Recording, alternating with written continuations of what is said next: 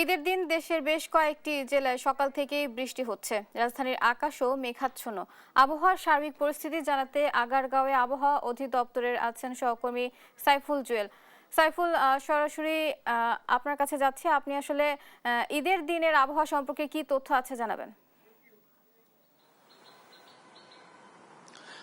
বুবলি, আপনাকে ধন্যবাদ। শুরুতে দেশ টেলিভিশনের সকল দর্শকদেরকে ঈদের শুভেচ্ছা জানাচ্ছি।